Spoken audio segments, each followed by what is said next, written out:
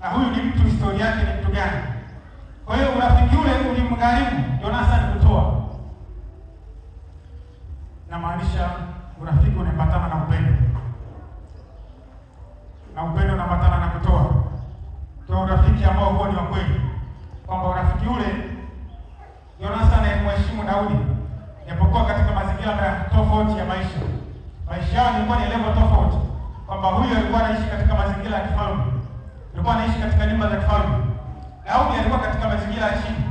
Lakini Jonathan tunaona kwamba alimheshimu Daudi. Akawa rafiki yake. Katika urafiki ule aliamua kutoa. Kwa maana kwamba kuwa na upendo naye. Kwa urafiki unaambatana na kutoa, unaambatana na kuaminiana, unaambatana na hisia za ndani.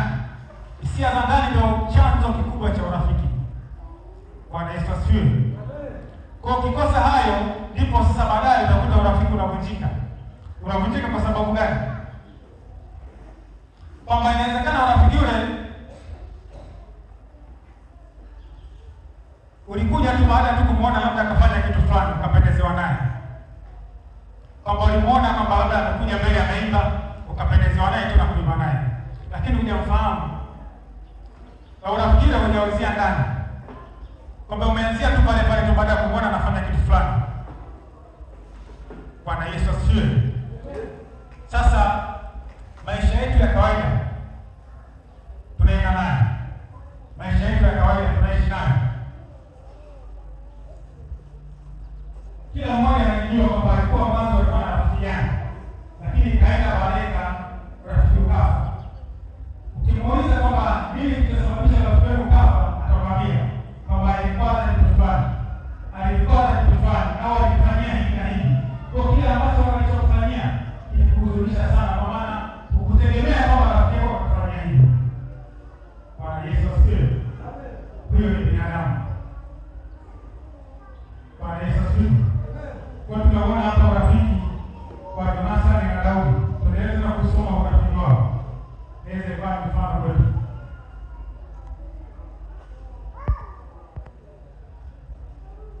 Tunaweza kusoma urafiki huo. Tuangalie sura inayofuata, sura ya 19. Hiyo ni Samueli wa kwanza, sura ya 19. Anzia mstari wa kwanza mpaka wa 7. 19 mstari wa kwanza mpaka wa 7. Kisha Sauli akasema na mwanae Yonathani, tena na watumishi wake wote, kwamba wamuue Daudi. Lakini huyo Yonathani mwana wake Sauli alikuwa akipendeza sana na Daudi. Basi Yonathani akamwambia Daudi akasema, Sauli baba yangu anatafuta kukuua. Basi nakusihi uniangalie sana asubuhi, ukae mahali pasiri na kujificha. Na mimi nitatoka nje na kusimama kando ya baba yangu huko shambani ulipo wewe. Nami nitazungumza na baba yangu habari zako, nami nikiona neno lolote nitakwambia. Naye Yonathani akamsifu Daudi kwa Sauli. Babaye akamwambia, mfalme asikose nini mtumishi wake, yaani juu ya Daudi, kwa maana yeye hakukosa juu yako, tena matendo yake kwako yamekuwa mema sana. Kwa kuwa alitia uhai wake mkononi mwake na kumpiga yule Mfilisti, naye Bwana akawatendea Israeli wote wokovu mkuu. Wewe mwenyewe uliona jambo hilo ukafurahi. Basi kwa nini kukosa ile damu isiyo na hatia umuue huyo Daudi kule?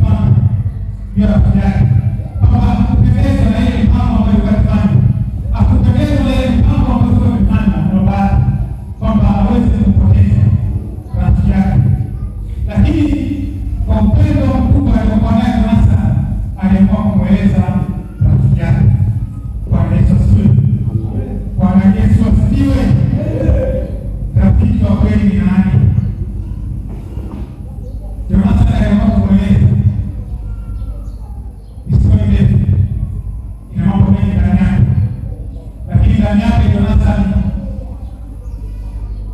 alimheshimu sana Daudi. Licha kwamba yeye yuko katika mazingira ya kifalme, Daudi alikuwa katika mazingira ya chini, kwa maana kwamba maisha ya kawaida, lakini Jonathan alimheshimu kwa sababu kwa moyo wake au roho yake imeambatana naye. Urafiki umeanzia naye. Kwa urafiki ni gharama ya kuokoa maisha ya rafiki yake. Bwana Yesu asifiwe. Lakini tunao wanaweza kuingia gharama hii. Sasa mimi siwezi kuwasikia baba. Mwache naweza kuongeza maneno mengine mengi zaidi. Lakini kwa sababu rafiki unaanzia ndani, Jonathan hakuweza kunyamaza. Akaamua sasa kutembea mitego ambayo baba yake alikuwa akifanya mbele ya Daudi. Bwana Yesu asifiwe sana. Hivyo ndivyo katika maisha yetu. Tuna watu wengi ambao tuko nao. Na zaidi sana watu wengine wako kazini, wengine wako shuleni, wengine tunaishi nao nyumbani, na wengine tuko nao kanisani.